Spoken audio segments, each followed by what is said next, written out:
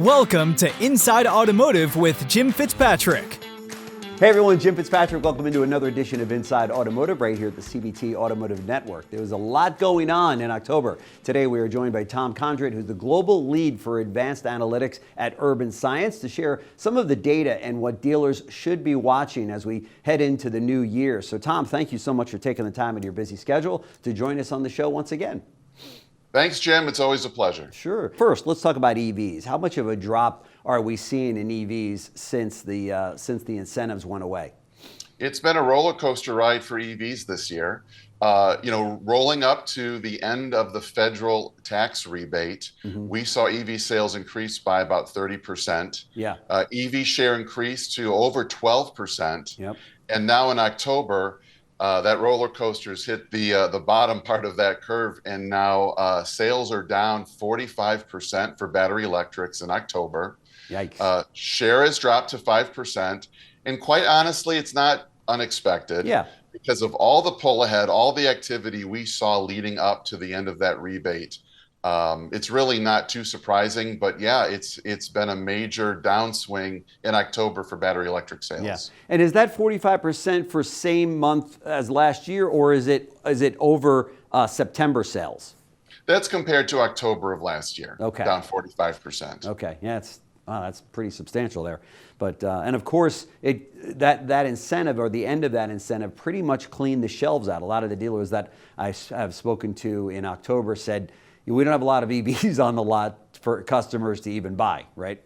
Yeah, and that conversation does vary place to place throughout the country, right? You go to the Midwest, they probably still generally have quite a bit of inventory, but you go to places like Florida or California, the East Coast, and that's a different kind of conversation. So battery electric demand is a very geographically diverse topic to discuss, and it depends a lot on where you are, whether you're urban, you're rural, East Coast, middle of the country, that kind of thing. Yeah. But yeah, it's been a crazy ride for dealers to navigate battery electric demand this year, and that ride continues. Yeah. What does the data tell you between the difference of BEV vehicles and plug-in hybrid EVs, and of course the traditional ICE vehicle sales as well? Right. So plug-in hybrids have been running about 2% share. So we're talking a fairly small fraction of sales. In my view, it's a lot of that. A lot of those programs were designed around the California CARB kind of regulations, right, to meet compliance in those states.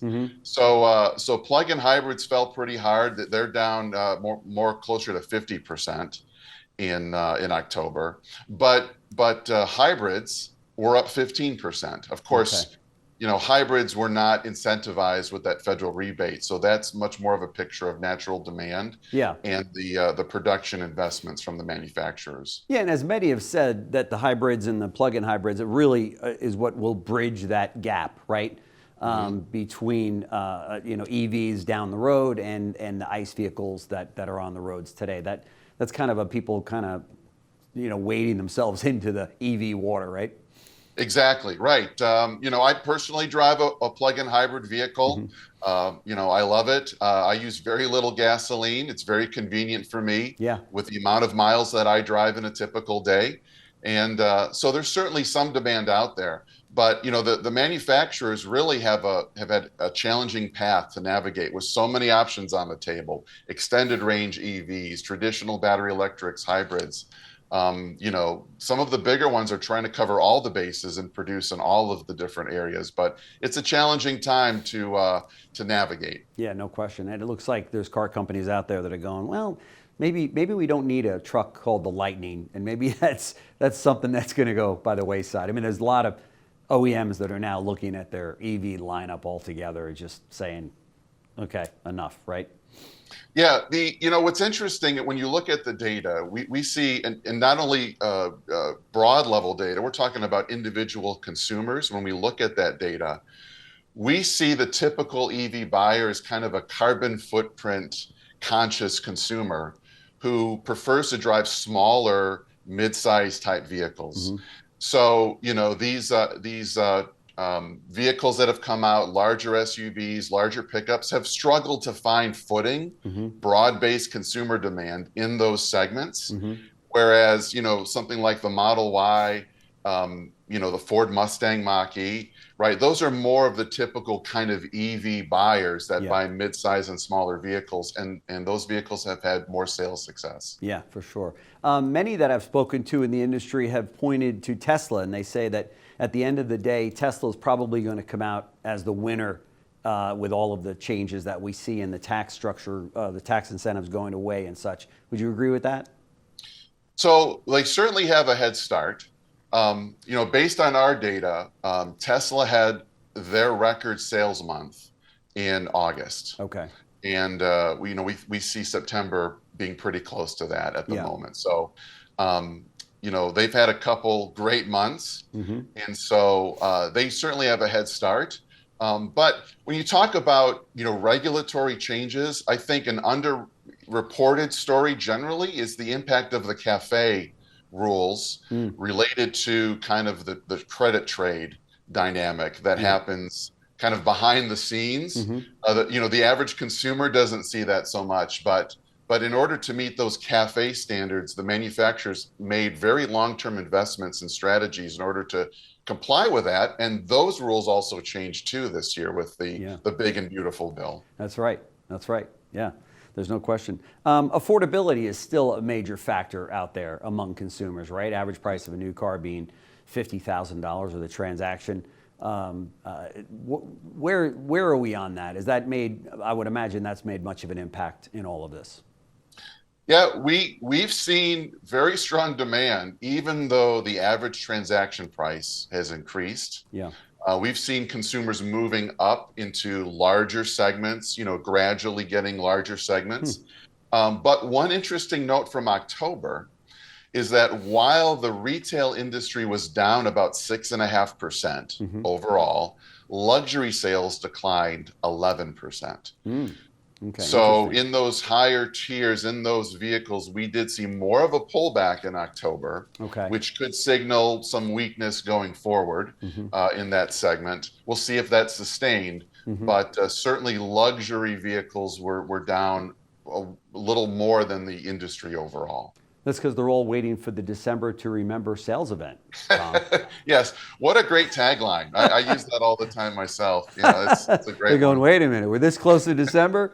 Hold on a second. And of course, Mercedes-Benz and all the others are, follow suit with different, to, get as many deals as they can by the end of the year. But that is interesting still that luxury sales are down.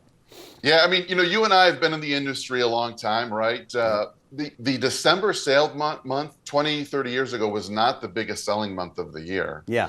But it is now. I know. And it is in a major way. And we do see the luxury sales pick up, especially in December. So that'll be an interesting dynamic to watch.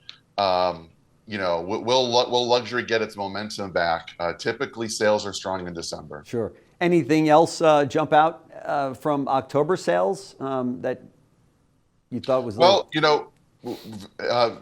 There's the other news item other than EVs this year has been the tariff debate. Now, tariffs.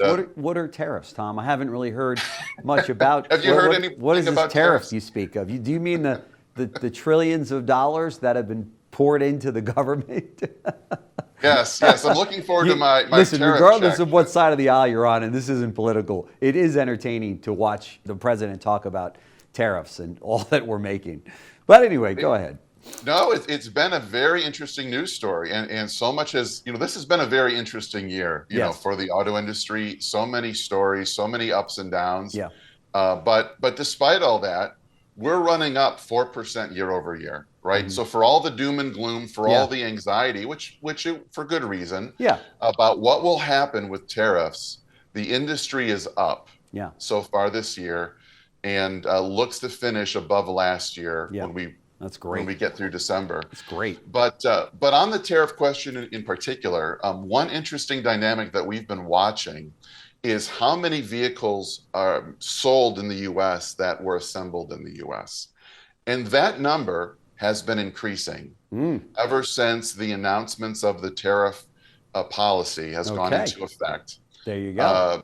And in October, here's an interesting data point for you. In October, U.S. assembled vehicles are 16% higher sales compared to October of 2024. Wow. Okay. That's pretty substantial. It is a substantial number, and Yeah. that number has been trending up for the last 6 months, and we continue to see it. So where are those sales coming from? Well, European and Asian assembled vehicles are down 16% in October. And so the third set of countries there is Canada, Mexico.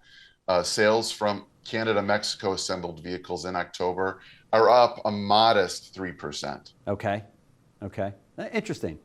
So do you think that that's driven, what's driving that? Maybe a couple of factors. Maybe it's the consumer that's driving that, or is it the OEMs pushing those vehicles out? Maybe there's more incentives behind them. What's your take on that?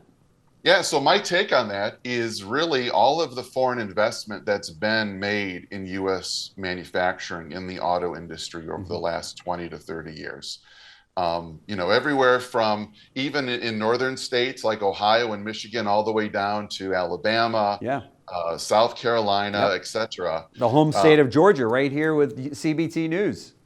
Exactly, right? That's right. So you can go down the list, and all that manufacturing base has been invested there. And I think just very quietly, very subtly, the OEMs are shifting production, making more of those U.S. assembled vehicles. And whether that's through, pricing strategies, incentive, marketing, all of those kinds of things, I think it's a little here, it's a little there. And when you add it all together, you're seeing something pretty significant happening in auto manufacturing in the U.S. What's your forecast for how we finish 2025? So we're forecasting the fourth quarter to be down 5%. Now, while that may sound pessimistic, and I guess it is, the fourth quarter of last year was gangbusters. Okay. The fourth quarter last year was about a 16.5 million SAR. Okay. So for us to be down about 5% from that would be in the upper 15 millions, probably close to 16 million. So still very solid. Yeah. But we're going to see probably for November, for December, sales down slightly, but it'll be versus a very strong finish last year. So overall, we think the industry will finish just slightly north of 16 million units in total for the whole year, with a solid fourth quarter to end the year. As you know, we usually pull ahead a number of deals into December that are typically, could have been in maybe even in January. January is kind of a tough month because of that. But what's your take on the first quarter? You think things are going to be still pretty brisk? Well, we do think that the first quarter of next year will be kind of business as usual. Right. One thing that we are watching for is whether or not there will be a rebound in battery electric sales. Okay. We just saw a ton of pull ahead into August and September.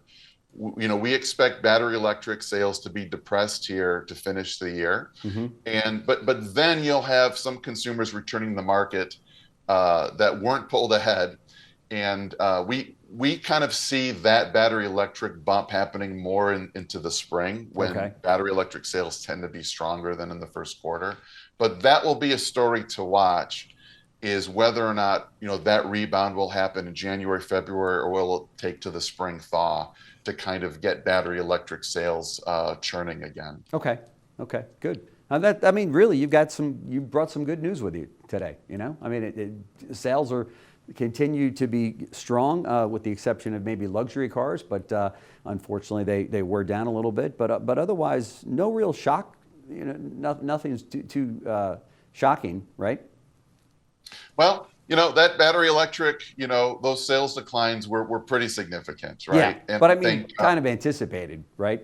But it's something to anticipate, and I think this is a long-term. This is a long-term developing story. It is. Whenever you've got sales spikes, you usually have some kind of secondary effect, and so that's what we're seeing. But yeah, I think the industry is strong. The state of the industry is strong, and it will continue to hum along, at least for the next few months. Yep. Right. And every dealer I talk to says they can't get enough technicians, that their fixed ops departments are, doing gangbusters. And of course, used cars, which is a whole nother topic and another show that we could do. But used cars sales continue to be pretty strong. In fact, the challenge there is getting used cars, right? Getting enough cars for those used car departments. But yeah. So things are good. It's good to be a dealer these days. So Tom Kondrat, Global Lead for Advanced Analytics at Urban Science. Thank you so much for joining us on the show. Very much appreciate it. It's always great catching up with you and the team at Urban Science. So you always bring the goods. Thank you so much. Thank you, Jim. Thanks. Thanks for watching Inside Automotive with Jim Fitzpatrick.